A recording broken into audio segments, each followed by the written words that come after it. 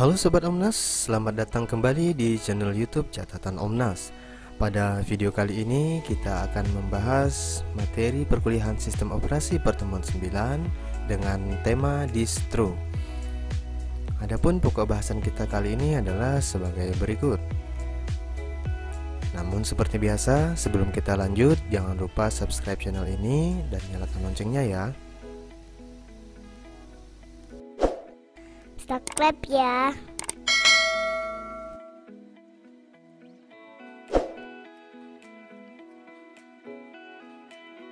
Baik, kita masuk ke pokok bahasan yang pertama, yaitu sistem operasi.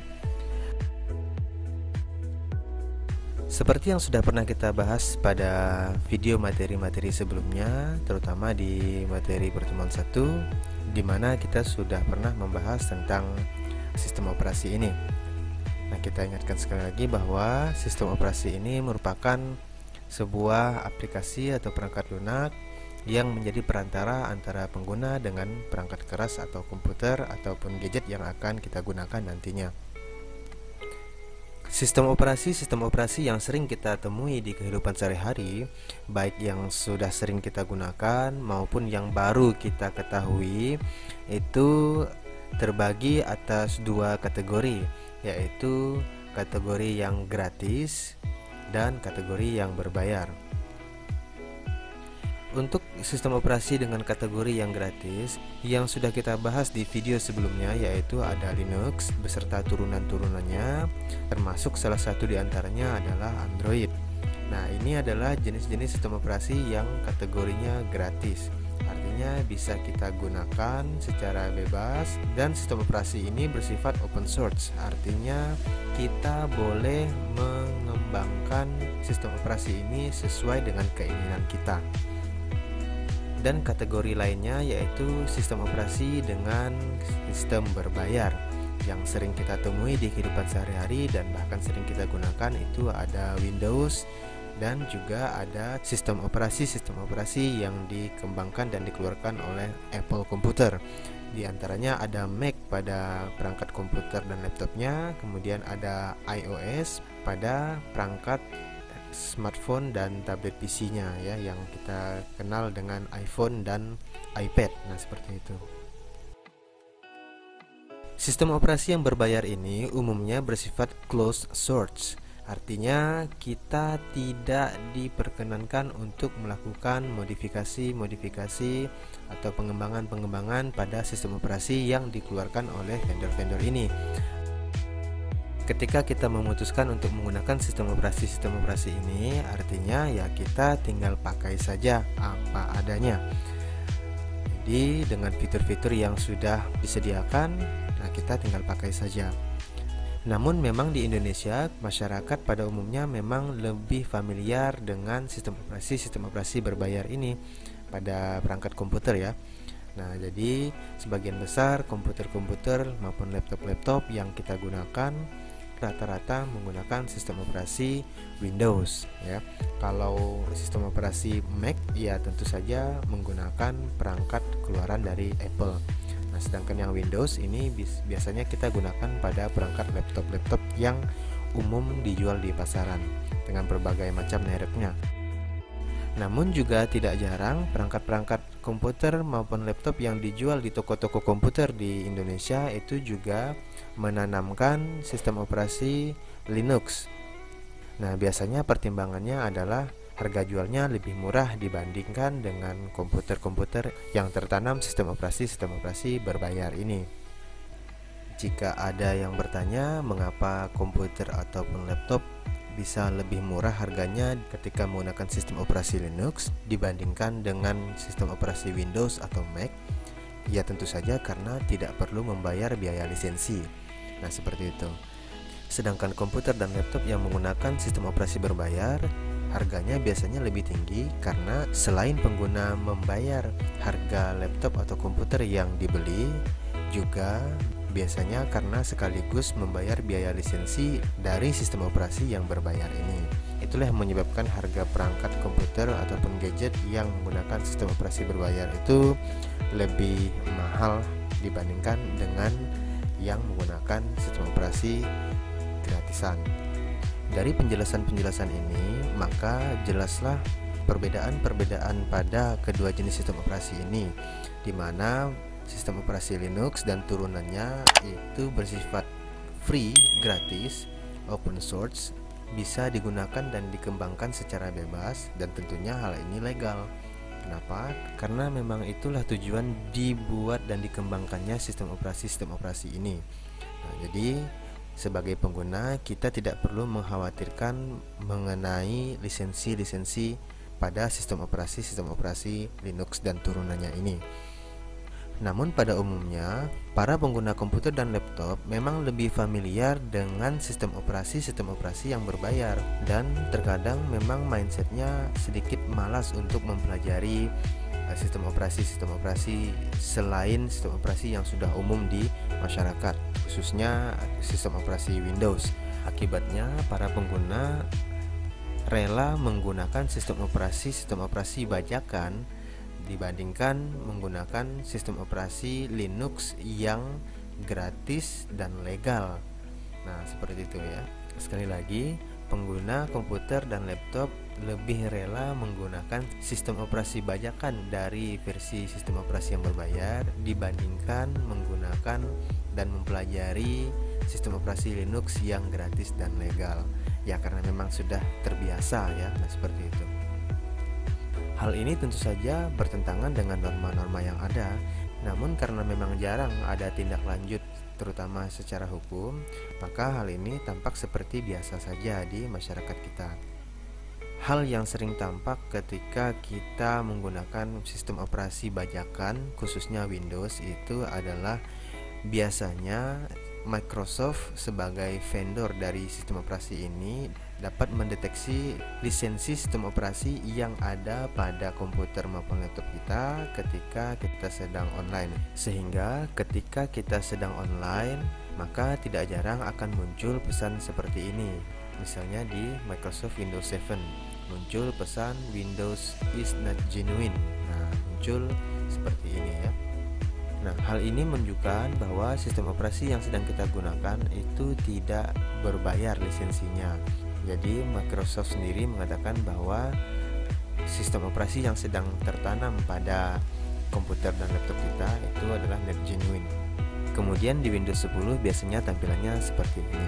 Nah, jika di komputer maupun laptop sobat muncul pesan-pesan seperti ini di pojok kanan bawah layar komputernya, maka itu adalah indikator bahwa sistem operasi Windows yang sedang sobat gunakan itu adalah sistem operasi yang tidak diaktifasi lisensinya, yang tidak dibayar lisensinya. Dalam bahasa sehari-hari di masyarakat disebutnya dengan versi bajakan. Nah, seperti itu ya. Subscribe ya.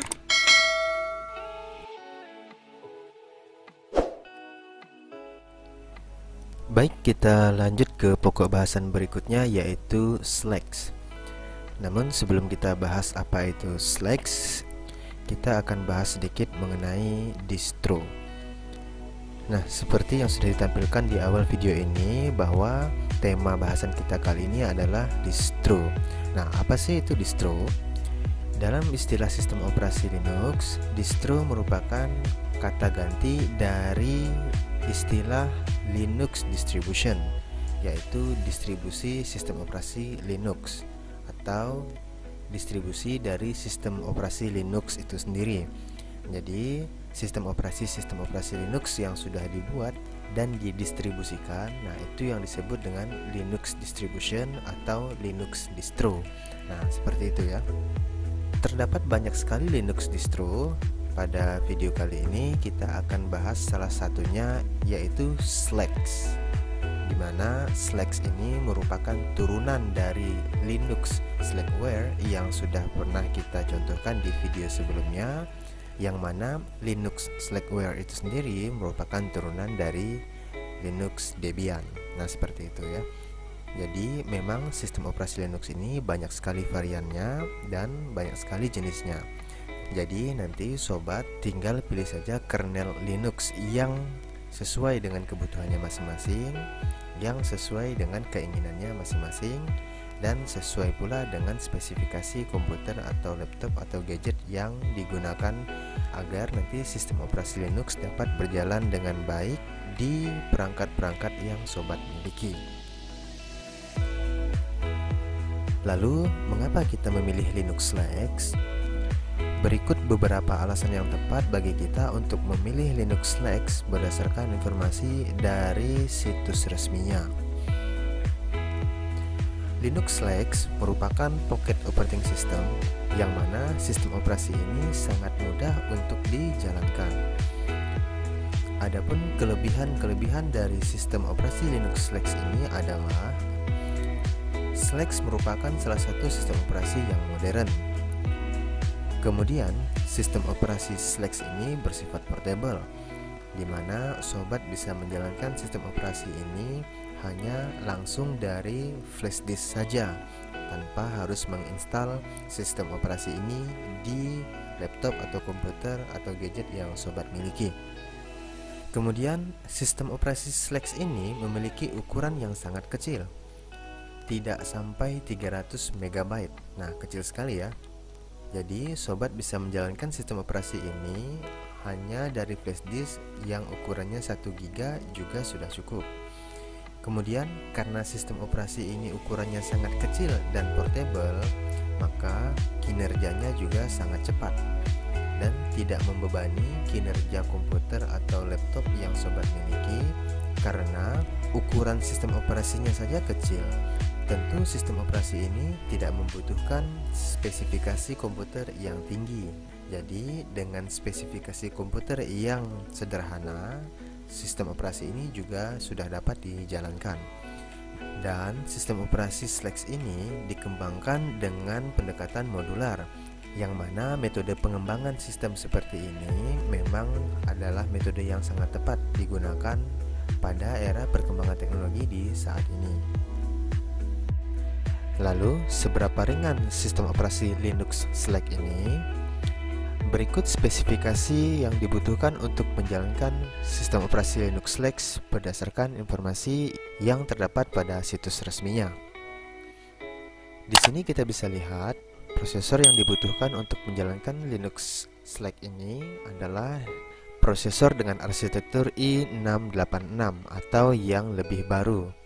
Di sini juga dikatakan bahwa Linux Flex ini dapat dijalankan dengan semua jenis prosesor keluaran Intel, di mana prosesor i686 ini kurang lebih setara dengan prosesor Intel Pentium 2 yang dikeluarkan kurang lebih pada tahun 1995. Nah, sudah sangat jadul sekali. Tapi dengan prosesor tersebut, sistem operasi ini bisa dijalankan. Apalagi jika kita menggunakan komputer dengan prosesor yang terbaru saat ini ya, di mana rata-rata komputer-komputer dan laptop-laptop saat ini biasanya minimal sudah menggunakan Intel Celeron dual core. Nah, apalagi yang sudah canggih-canggih menggunakan prosesor Core i3, Core i5, Core i7 dan seterusnya, itu tentu saja dapat menjalankan sistem operasi Linux Flex ini. Kemudian sistem operasi Linux Flex ini juga membutuhkan kapasitas memori yang cukup kecil, yaitu cukup 128 MB atau 512 MB saja. Nah, di mana laptop-laptop dan komputer-komputer saat ini biasanya ditanamkan minimal kapasitas memori 2 GB ya. Tentu sangat lancar sekali ketika digunakan untuk menjalankan Linux Flex ini. Kemudian dibutuhkan pula CD atau USB drive untuk melakukan boot sistem operasi Flex ini. Nah, nanti kita akan contohkan bagaimana caranya membuat bootable disk Linux Flex ini ya. Kemudian secara opsional dibutuhkan pula network card untuk mengkoneksikan komputer kita ke jaringan nantinya, dan sound card untuk mengeluarkan audio-audio dari file-file yang akan kita putar nanti menggunakan Linux Flex ini. Subscribe ya.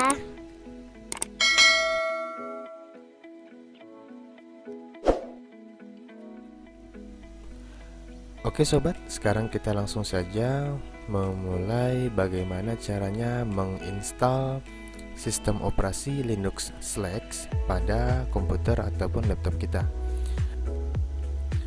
Nah, agar kita bisa menginstal sistem operasi ini, tentu saja kita harus mendownload master dari sistem operasi ini terlebih dahulu.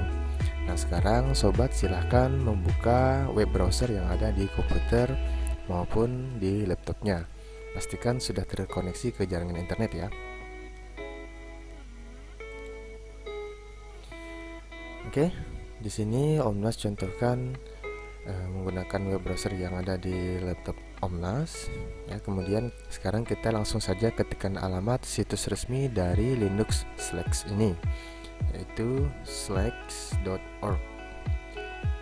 Nah, seperti ini tampilan websitenya. Nanti sobat bisa explore sendiri ya menu-menu yang ada di website ini. Nah, di sini ada menu Get Slacks Today. Klik, maka di sini nanti sobat akan ditampilkan halaman untuk mendapatkan Linux Slacks-nya. Di sini ada menu Purchase Slacks, artinya adalah dapatkan Linux Slacks yang versi berbayar.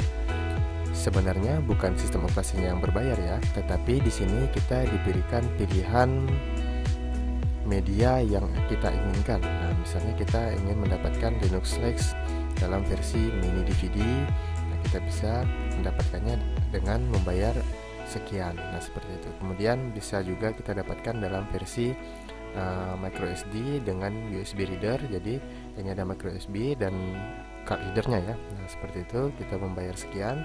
Atau kita bisa dapatkan Linux Slacks dalam bentuk flash disk ya, USB drive. Nah, sebesar 16 GB. Nah, kita bisa bayar sekian. Nah, seperti itu. Nah, tetapi jika sobat ingin mendapatkan Linux Slacks yang gratis, maka kita cukup mendownload masternya saja. Nah, seperti itu di bawah sini ya. Di sini terdapat beberapa versi Linux Slacks yang dianjurkan, yaitu versi 9.11. Nah, kemudian ada versi yang 64 bit dan versi 32 bit. Di sini sobat tinggal pilih saja versi yang diinginkan. Di sini kita bisa lihat keterangan size-nya ya, jadi kecil sekali, tidak sampai 300 MB seperti yang sudah disampaikan sebelumnya. Nah, silakan tentukan saja sobat ingin download versi yang 32 atau yang 64 bit. Nah, tinggal diklik saja langsung di sini. Misalnya begini. Nah, nanti akan langsung muncul menu downloadnya di download manager yang sobat gunakan ya. Kalau misalnya menggunakan tambahan. Kalau tidak, biasanya langsung download di browsernya itu sendiri. Oke, silahkan download dan tunggu hingga selesai. Subscribe ya.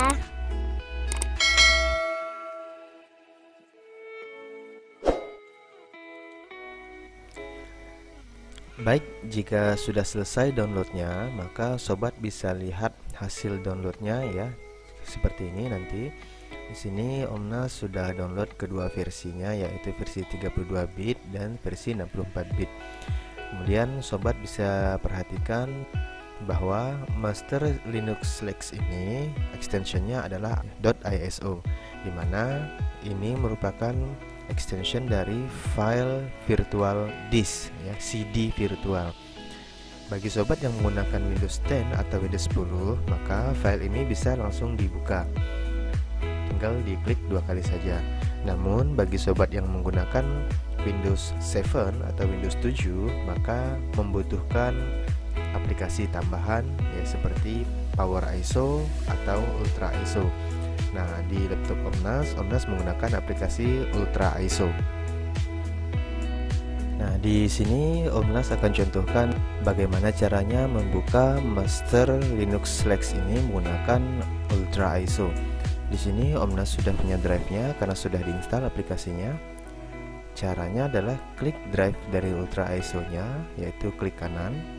Nah, kemudian di sini ada menu Ultra ISO, kita pilih, kemudian pilih mount. Nah, mount ini adalah proses memasukkan virtual disk ke virtual drive yang sudah disediakan oleh Ultra ISO, sama seperti kita memasukkan CD atau DVD fisik ke optical drive yang terdapat pada komputer ataupun laptop kita. Oke, klik saja mount ini, kemudian nanti kita akan diminta untuk memilih di mana file ISO yang tadi sudah kita download. Sobat tinggal cari saja di mana tadi menyimpan filenya. Nah, kemudian pilih file ISO yang akan di mount ke virtual drive dari Ultra ISO-nya. Di sini Om Nas contohkan yang ini ya, yang 64 bit. Klik open.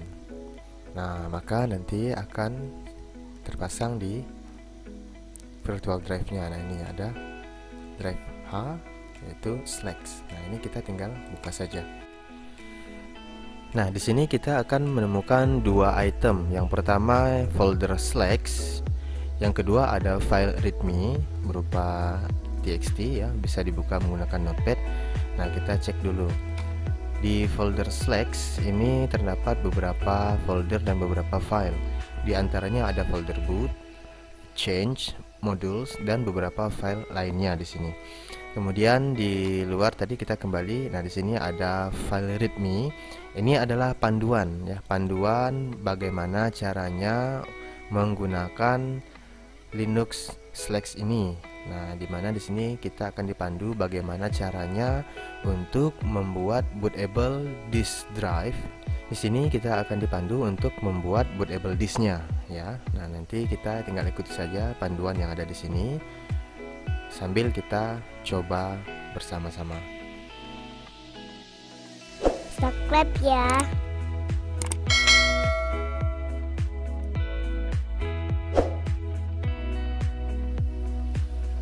Oke sobat, sekarang kita langsung saja membuat bootable disk menggunakan USB drive. Silahkan sobat siapkan USB drive-nya masing-masing. Minimal 1 GB itu sudah cukup ya. Kali ini Om Nas contohkan menggunakan USB drive dengan kapasitas 4 GB. Di sini sudah ada panduannya ya, jadi kita tinggal ikut saja. Di sini dikatakan bahwa untuk membuat bootable disk drive-nya ini kita cukup mengcopy seluruh folder yang ada di drive Slex-nya tadi. Nah, di sini ya, jadi kita tinggal copy saja seluruhnya. Sini folder Slex-nya kita copy atau kita send to USB drive-nya juga boleh langsung. Nah, seperti ini. Nah, pastikan ini tercopy semuanya hingga selesai 100%. Nah, kemudian setelah tercopy semua, langkah kedua kita diminta untuk masuk ke folder boot yang ada di dalam folder Slex. Nah, untuk apa? Di folder boot ini nanti kita akan melakukan langkah-langkah yang diarahkan, yaitu mencari file yang namanya bootins.bat. Nah, file ini nanti akan kita jalankan dengan cara melakukan double klik di file tersebut. Nah, file ini akan otomatis men-setup USB drive kita supaya nanti bisa menjadi bootable. Jadi sekali lagi klik 2 kali file bootsin.bat ini supaya nanti USB kita menjadi bootable.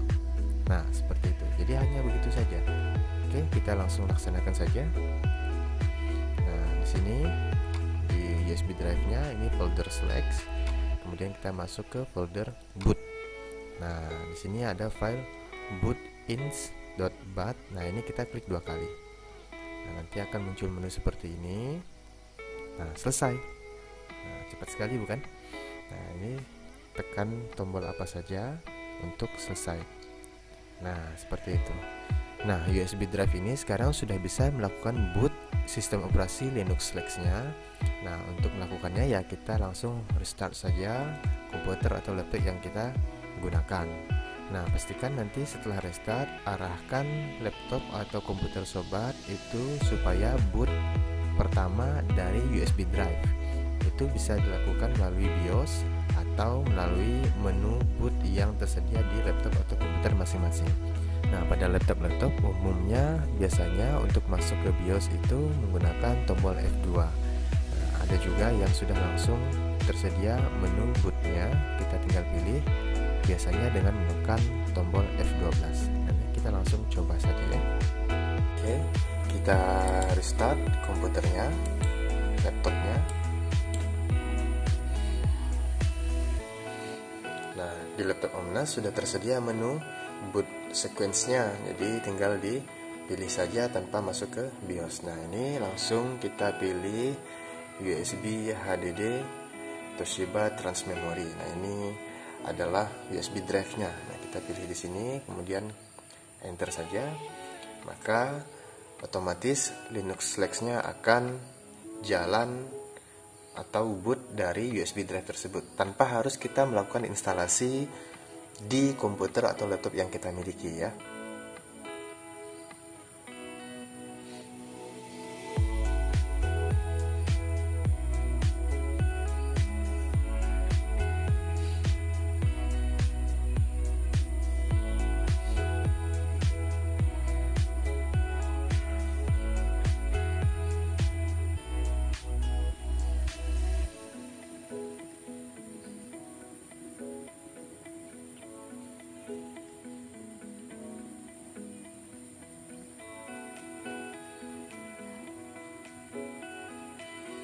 Nah, seperti inilah tampilan awal dari Linux Flex yang kita sudah jalankan melalui bootable disk dari USB drive-nya.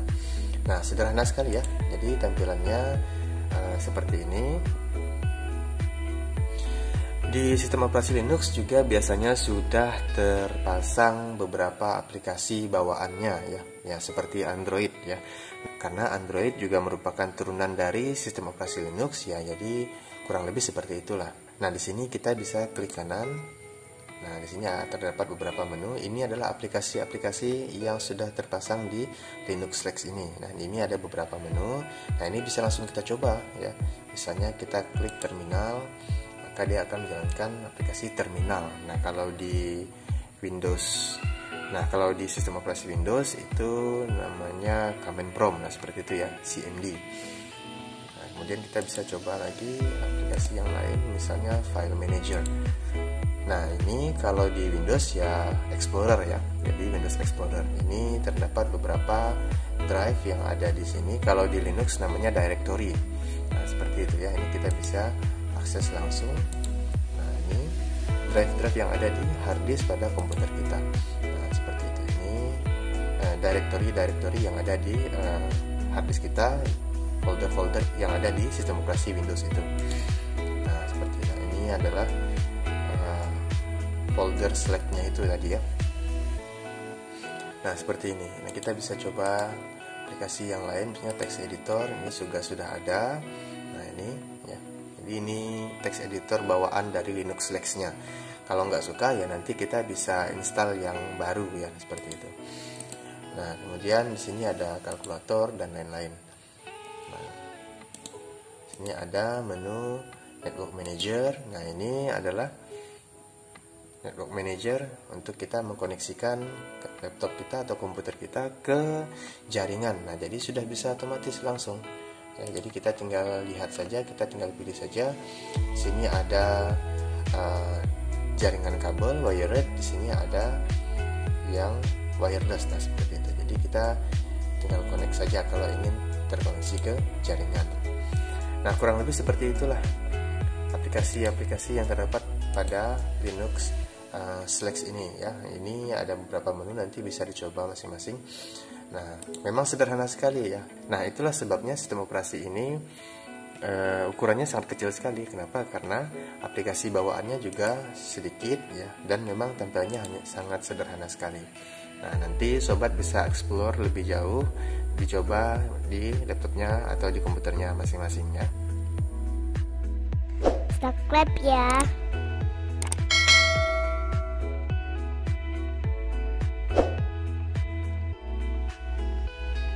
Nah, bagi sobat yang tidak memiliki USB drive namun tetap ingin mencoba menjalankan Linux Flex ini, kita juga bisa menjalankan Linux Flex ini melalui VMware Workstation seperti yang sudah pernah kita lakukan pada video-video sebelumnya ya. Nah, untuk langkah-langkahnya silahkan jalankan VMware Workstation yang sobat miliki. Kemudian kita buat virtual machine yang baru, yaitu new virtual machine. Klik. Nah, di sini pilih typical, kemudian next. kemudian pilih installer this image file atau ISO. Nah, di sini kita pilih yang ini. Pilih di mana sobat menyimpan file master Linux Slack yang sudah di-download tadi. Setelah dipilih, klik open. Nah, kemudian di sini muncul notifikasi seperti sebelumnya, yaitu VMware tidak dapat mendeteksi jenis sistem operasi yang kita masukkan ini. Tapi nggak apa-apa, kita next aja, nanti kita bisa pilih. Nah, di sini sobat pilih Linux, kemudian pilih versionnya Debian. Nah, kenapa? Karena Linux Slack ini memang turunan dari Debian ya. Nah, kemudian pilih next. Nah, ini nama virtual mesinnya, silahkan sobat sesuaikan saja, bebas ya. Nah, di sini Om Nas contohkan namanya Slacks. Nah, kemudian di sini pilih lokasi virtual mesinnya. Nah, bagi sobat yang misalnya drive C-nya itu sudah merah, misalnya seperti itu bisa kita pindahkan. Misalnya kita pindahkan ke drive D ya, supaya masih banyak drive yang kosong. Misalnya seperti ini ada masih 23 GB kosongnya. Nah, seperti ini kita pindahkan sini, kemudian buat folder baru misalnya Slacks. Nah, seperti itu. Kalau tidak, ya silahkan langsung saja di default tadi, nggak apa-apa, di drive C ya. Nah, oke. Ini kita next lagi. Nah, di sini adalah pilihan kapasitas yang dianjurkan untuk menjalankan Linux di virtual machines. Dianjurkan maksimal 20 GB. Silahkan dipilih atau ditentukan saja. Nah, di sini kita pilih store virtual disk as a single file karena kita buat nyobain aja. Kemudian pilih next. Nah, di sini akan ada keterangannya ya. Jadi hard disknya 20 GB, memorinya 512 karena memang 512 sudah cukup ya untuk menjalankan Linux Slack ini. Tapi kalau misalnya sobat ingin menambah memori yang dialokasikan untuk Linux Slack ini pada VMware Workstation, kita bisa customize di sini. Nah, di sini ya, ini recommendednya 512. Kalau mau dinaikkan, silahkan naik, misalnya jadi 1 GB misalnya seperti itu. Sini, oke. Atau mau jadi berapa giga ya silahkan ya. Nah, di sini dikatakan maksimumnya berapa, gitu, ada pilihannya. Ini kita buat nyobain aja. Kemudian close, kemudian finish. Nah, setelah finish, maka sini nanti kita bisa langsung jalankan dengan mengklik tombol power on this virtual machine atau tombol play yang ada di sini, sama aja ya. Kita jalankan. Oke, ini don't show this message again. Kita klik OK. Nah, ini tampilan dari bootnya ya, yang pertama kali. Nah, ini kita tinggal tunggu saja selesai sama seperti yang tadi.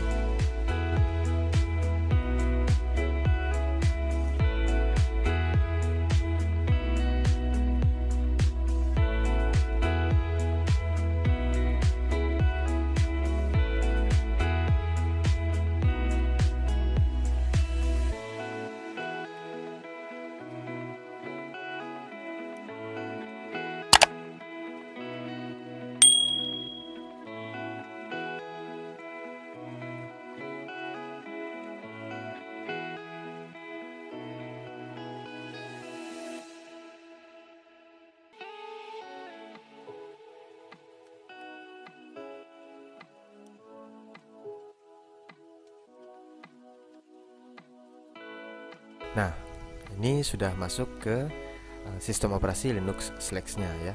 Nah, kalau di virtual machine ini kayaknya lebih full ya. Nah, di sini muncul ada taskbar-nya. Nah, kemudian di sini juga ada muncul jam, muncul sound ya, power dan lain-lain. Di sini ada start menunya. Kalau yang tadi nggak kelihatan, mungkin karena resolusi layarnya memang tidak sesuai dengan resolusi dari Linux Slack-nya. Nah, seperti itu. Kalau di sini kan memang dia windowed ya, jadi bisa kita lihat secara penuh. Nah, ini kita bisa klik sini ya. Nah, ini adalah tampilan menu yang bisa kita jalankan. Bagi yang tidak muncul taskbarnya atau start menunya ya, maka bisa klik di sini tadi ada run, sama juga ya. Nah, seperti itu. Jadi bisa dari tombol, bisa dari shortcut. Nah, inilah aplikasi-aplikasi yang terdapat pada Linux Lex yang sudah terinstall secara default. Jadi kita bisa langsung jalankan saja. Nah, seperti itu ya. Contohnya file manager. Nah, seperti yang tadi sudah kita contohkan. Nah, ini ya. Ini adalah directory yang terdapat pada Linux Lex yang kita jalankan di VMware ini. Nah, kemudian di sini tadi kita menggunakan shortcut ya. Ini file manager. Di sini ada text editor misalnya. Nah, ini sama ya kalau kita jalankan lewat start menu, ini text editor. Nah, sama seperti itu. Nah, kemudian kita bisa atur juga resolusinya di sini. Nah, ini kita bisa atur resolusinya. Misalnya mau yang ini. Nah, seperti ini. Nah, jadi agak full misalnya seperti itu. Itu bebas ya. Ini kita nyobain aja kan. Oke.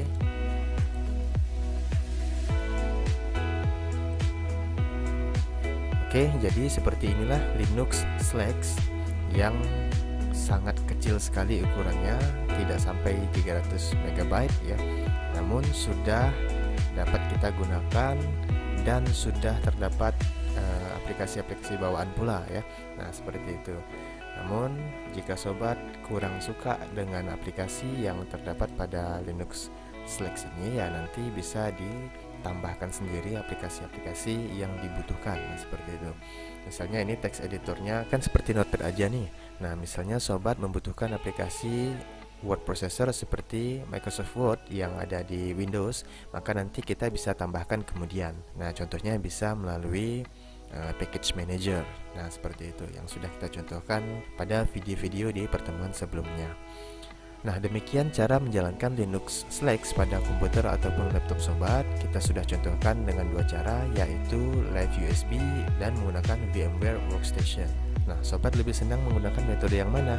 Silahkan tentukan pilihannya masing-masing. Oke? Subscribe ya.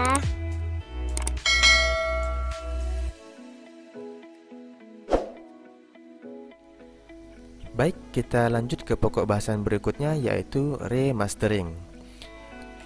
Remastering ini merupakan suatu proses membuat master baru ya. Membuat master baru tentunya bersumber dari master yang lama. Jadi ada master yang lama, kita buat versi barunya. Nah, itu disebut dengan remastering.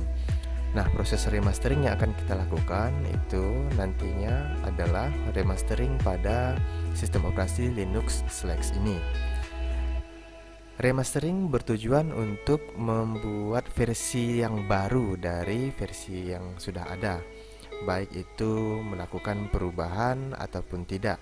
Nah, namun pada umumnya memang dilakukan perubahan-perubahan dari master-master yang lama agar nanti dapat dihadirkan versi-versi terbaru dari sistem operasi yang sudah ada. Nah, ini juga berkaitan dengan konsep dasar dari sistem operasi Linux, di mana sistem operasi ini bersifat free, open source, dan legal. Artinya sistem operasi ini bersifat gratis, kemudian boleh dimodifikasi sesuka hati dan boleh didistribusikan kembali, terutama untuk distribusi pada kalangan pribadi. Namun untuk didistribusikan di kalangan umum juga boleh, karena sistem operasi Linux memang umumnya dibuat untuk diperbolehkan, dimodifikasi, dan didistribusikan kembali. Jadi hal ini legal, kecuali terdapat beberapa komponen-komponen atau item-item dalam modifikasi yang kita lakukan itu yang terkait dengan legalitas yang berbayar misalnya, maka itu harus didiskusikan dengan pemilik izin dari hasil modifikasi yang kita lakukan. Jika sudah mengantongi izin-izin untuk didistribusikan secara umum dan gratis, maka kita diperbolehkan untuk mendistribusikan sistem operasi hasil remastering yang kita lakukan. Nah, sistem operasi yang kita modifikasi ini boleh menggunakan nama sistem operasi yang lama, boleh juga menggunakan nama sistem operasi yang baru, atau kita buat nama sistem operasinya sesuai dengan nama kita, misalnya seperti itu, boleh-boleh saja ya, karena memang hasil modifikasi dari kita dan kita distribusikan di lingkungan kita sendiri. Nah, nanti kita akan coba sedikit lakukan remastering yang sederhana saja pada Linux Flex ini sebagai contoh saja, sehingga nanti sobat dapat mencontoh dan dapat mencobanya di lingkungan masing-masing. Subscribe ya.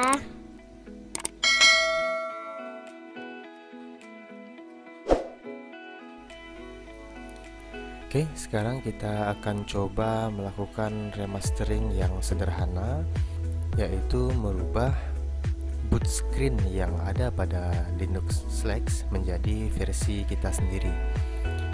Nah, sobat silahkan masuk ke bootable disknya, kemudian masuk ke folder Flex. Nah, kemudian masuk lagi ke folder boot. Nah, di sini nanti sobat akan melihat ada sebuah file yaitu bootlogo.png. Nah, kalau mau dibesarkan ya silahkan seperti ini. Nah, ini adalah gambar yang di-load oleh sistem operasi ketika melakukan booting sistem operasi ini di awal. Nah, kita akan ganti gambar ini dengan gambar versi kita sendiri. Nah, sekarang ini boleh pakai gambar ini, boleh ya. Kalau mau gambar yang lain silahkan, bebas aja. Nah, ini tinggal di copy, kemudian kita pindahin dulu lah misalnya. Nah, di sini kemudian sobat silahkan edit menggunakan picture editor apa saja, bebas ya, bebas aja. Jadi mau pakai apa saja boleh, yang penting bisa ngedit gambar. Nah, seperti itu. Dan gambarnya nggak harus ini sih, bebas aja. Sobat mau pakai gambar apa gitu. Nah, ini hanya contoh saja. Sekarang Om Nas contohkan menggunakan Photoshop. Nah, di sini kita buka gambarnya. Kemudian di sini Om Nas mau ganti nama sistem operasinya Flex jadi seleksi. Misalnya seperti ini. Seleksi, bro. Wah, gitu ya. Oke.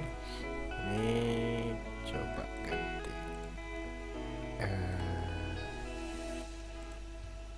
Ganti warnanya dulu, misalnya warna putih sama seperti ini. Taruh sini aja lah misalnya. Ini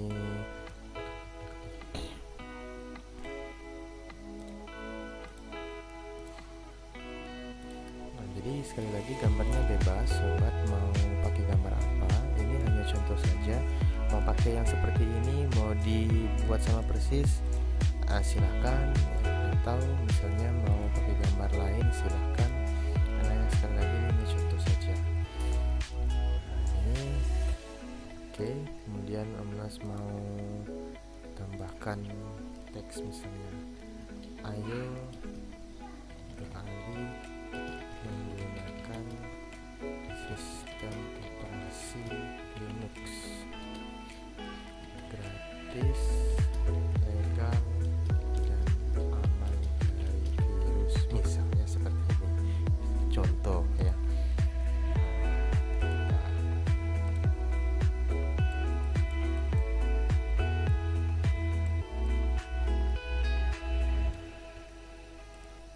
Ini contoh saja.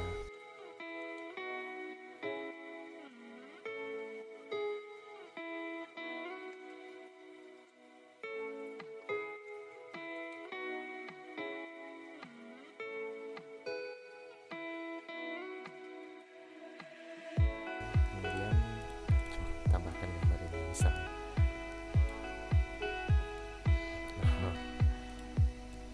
Set, oke.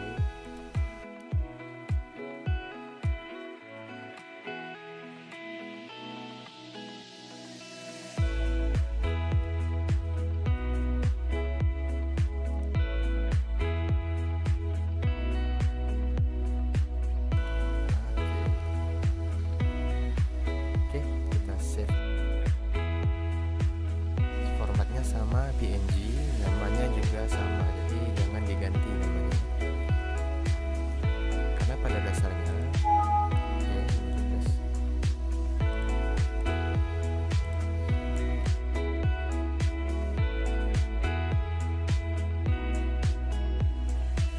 ini jangan diganti. Nah, pada dasarnya Jadi sistem operasi akan load file dengan nama ini, gambarnya apa dia nggak peduli. Nah seperti itu.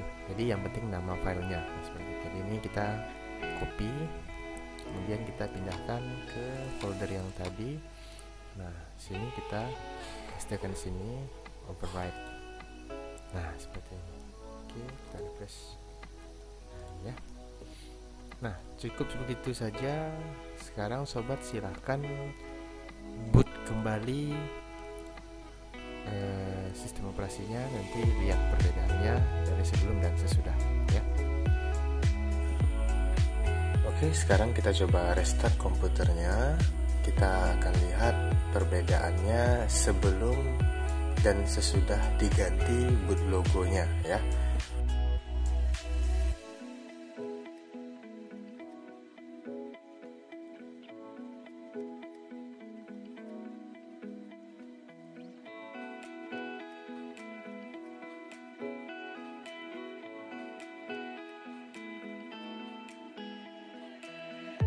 Oke, kita pilih Toshiba Trans Memory.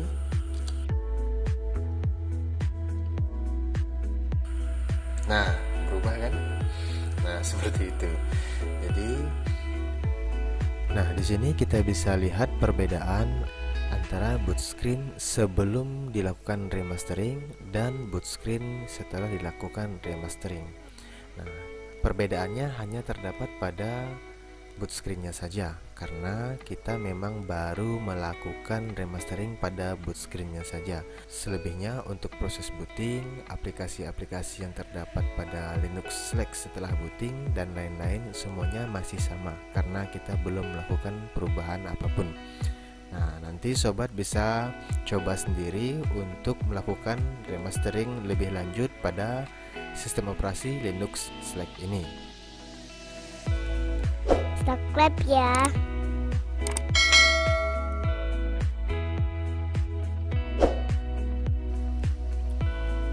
Oke sobat, demikian pemaparan materi perkuliahan sistem operasi pertemuan 9 pada video kali ini. Semoga pemaparan materi kali ini dapat dipahami dengan benar dan dapat diambil manfaatnya. Karena itu jangan lupa like dan komen video ini, kemudian share di media sosial sobat, agar teman-teman yang lain juga bisa mendapatkan manfaat dari video-video yang ada di channel YouTube ini. Sampai ketemu di video-video berikutnya. Wassalamualaikum warahmatullahi wabarakatuh. Subscribe ya.